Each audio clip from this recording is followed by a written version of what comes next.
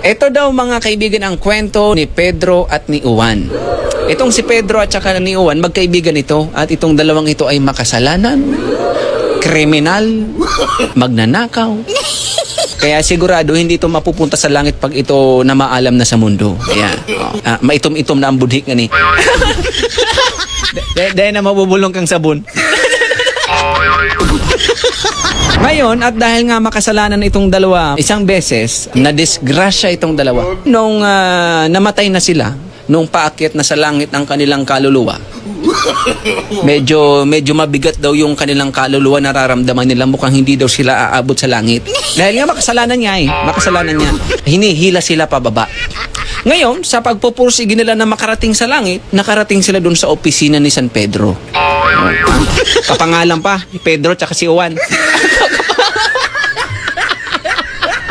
Sabi ni San Pedro, Mang Pedro, kapangalan pa naman kita.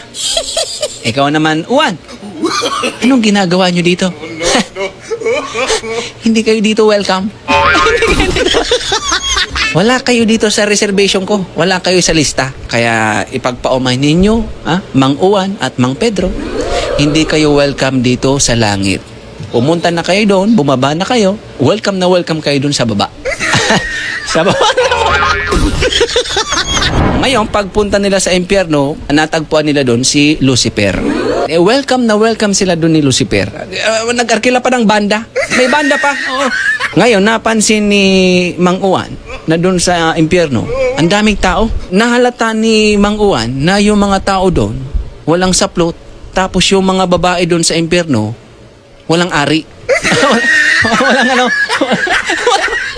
Walang private. Walang private part. Walang ari. Ngayon, nagtanong ngayon si Mang Juan doon kay Lucifer. Sabi niya, Lucifer, ipagpawalang galang nyo na po.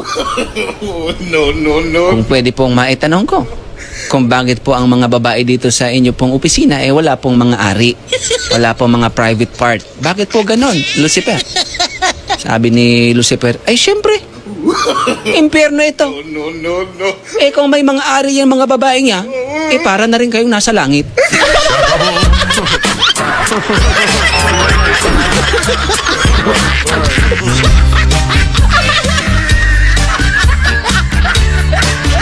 Ni katiting na lasa ng langit, hindi nila malalasahan sa impyerno.